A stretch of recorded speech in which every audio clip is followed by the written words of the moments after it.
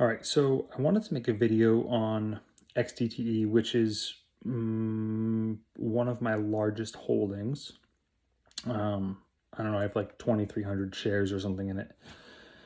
And I experienced a huge drawdown. It fell year to date from 50.16. It fell all the way to 39.05, which is about 22%, a little over 22%. And it is back to 44.66 as of making this video. So it's recovered about 10%, which is fantastic. Mind you, the S&P 500 is at all-time highs. So it has recovered all of it, right? But XDTE does pay out dividends. So I'm going to show you guys what my thought process is here as I've been thinking about this and how we want to strategize this, because like I said, it's probably my favorite ETF, to be honest with you.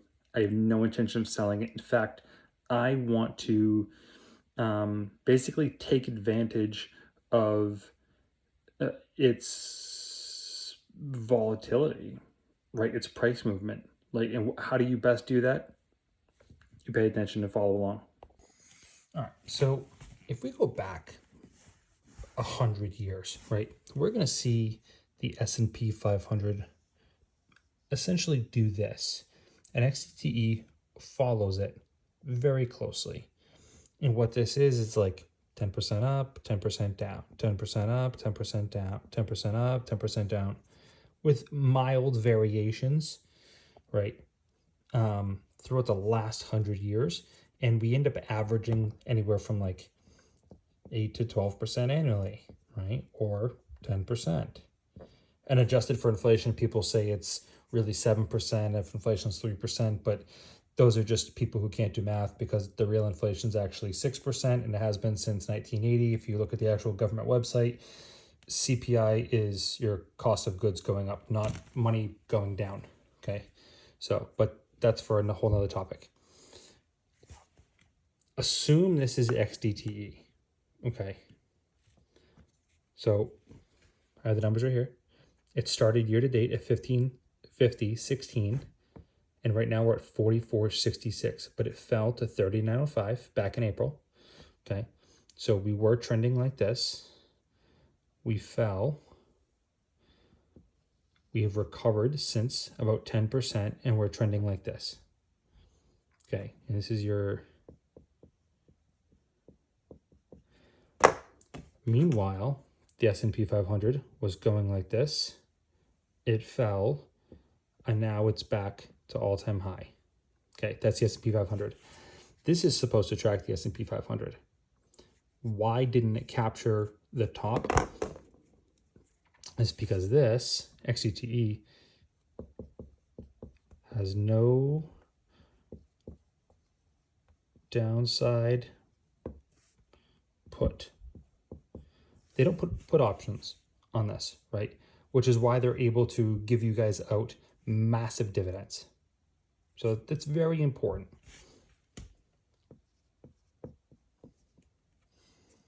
And 44.66, which is approximately, so it's approximately going to show about 10% down year to date. With dividends reinvested, you're going to end up being up like 17% though. Okay, and it fell to 39.05. So if this is the case, and again, this happens, the stock market rises and falls anywhere from 10 to 20% every single year. It actually swings 20% in every direction every single year, okay? Which is insane. That means that this is poised to fall, but not from here, and not from here, but from here. At some point, this is going to fall by probably, if I look over the last 100 years, 20%. That means that I am looking for not this number to buy in or even reinvest in, okay? Not this number. I am looking for 35 bucks. And you're gonna be like, what? What are you talking about? Why 35 bucks? It's about 8 bucks. If we have any sort of Trump tariff, just normal sell-off, remember, there's no such thing as compound interest. Your compound interest calculators are a complete lie. Your stocks do not compound interest. The S&P 500 does not have compound interest. That is a lie. Okay. You have compound growth. Okay. And you have money moving in and money moving out. So at the end of the year, usually in October, we'll see massive sell-offs, right? Because like hedge funds and whatnot want to take profits off the table by year's end. Great. That's fine. But that means the S&P 500, the NASDAQ, these are all going to feel the pain. Or any sort of,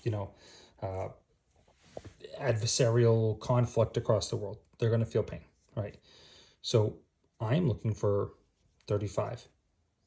Now, if I was a smart man, well, that's to be decided. I'm going to do it. I'm going to do it the Buffett way. Cash secured put, baby. I'm going to look for a cash secured put that pays at a strike of 35, which means that I have to, for every 100, I have to put, for every 100 shares, I got to put up 3,500 bucks to get this. And guess what? Because your boy got options turned on for Roundhill. I asked Dave to do it like 2 weeks ago. My man came through and he messaged me saying that he turned them on for us. So I'm going to show you guys what to do to capture. Now, you could do this straight up, just so you guys know. Instead of, if you didn't want to reinvest, you could send all of your return of capital, because it's return of capital. You could send it all to just cash, right? And just price in an order for 35. You could do that. Not a problem. In fact, most of you will probably end up doing that, and that's perfectly okay because you'll be able to just capture the downside automatically. I love that for you. All right. You're just gonna, you'll tie up 3,500 bucks or $35, however many positions you decide to take. Either way, it's not a bad idea. I'm going to show you what I do, and feel free to use it for yourself. All right, so we're going to do the cash secured put. Since I got Mr. Mazza, thank you, Dave. Dave, you're my hero. All right, so we're going to do a cash secured put. Strike price for 35. Boop. Okay. This is the furthest expiration I could go out. Okay. It's going to pay us. Now remember, we get paid to take the trade. $2.30. This is going to pay us. Not a huge amount of money, 230 bucks for putting up 35. It's 6.5% return. Assuming that it doesn't go to 35, right? You get your money back by this date and you get to keep this. So you get a 6.5% return in the next 7 months. It still beats the S&P 500, annualized, that's 13%. You're still beating the S&P 500 and you might not have had to do anything, right? So this is only 6 months away. 7 months away, whatever. Either way, it's still like 12%. Either way, you're still beating the S&P 500 without doing anything, okay? So this is how it works. Currently, we're at 44.66.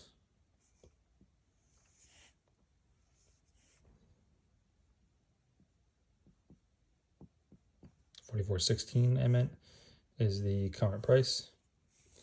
We're going to do our strike for 35. So if the share price falls below 35, say it falls to 34, right? We get assigned. We get it at 35, even though the price fell to 34. But again, remember, it follows the S&P 500. It's not going to recover the whole thing, okay? But you're also going to collect dividends on it, which is like 26, 27%, right? So you're going to be like crazy green, and it's going to recover. Okay? It just might take some time to recover. And this might recover by the end of the year. Okay? Not a big deal. 34. Okay? Say it goes down to 34, or say it goes down to 34.99. You're in the money. You're going to get assigned. Okay? Not a problem. And if it doesn't, right, you get your $3,500 back, plus you keep the premium of $230. So now you're at $37.30. Great.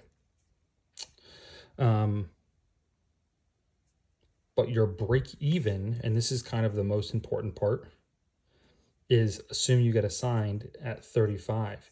Your break even, right, to where you assumably start losing money would be, I don't know, what's that? 3270. So it's like way down here in uncharted territory. This would be like super duper red.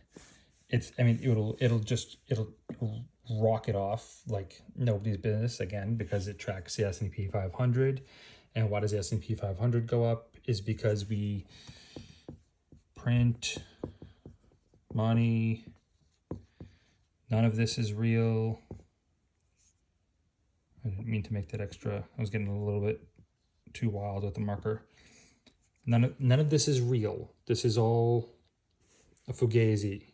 Money is not real. Okay, we print it out of thin air, which is why the S&P 500 keeps on going up, which is why there's no such thing as compound interest. It's compound growth. The only reason why the Mag 7 goes up is because we just print more money, people spend it on dumb shit, and then it makes its way back on the stock market. If that's all you got from that, you will be infinitely wealthy. But that's what I'm doing, okay? I'm literally going to just place a cash secured put, make 6.5% of my money. I love this anyways. I buy this every week. I reinvest it every week. I have been a huge, big proponent of XDTE. I'm not going anywhere. I love this company. I will own this forever. I'm going to give this to my kids. And again, thank you to the CEO for running a fantastic company. You guys have no idea how excited I am that he was able to turn the options on for me. But that's it. That's what I'm doing. So let me know if you have any questions, and I'll see you guys in the comments.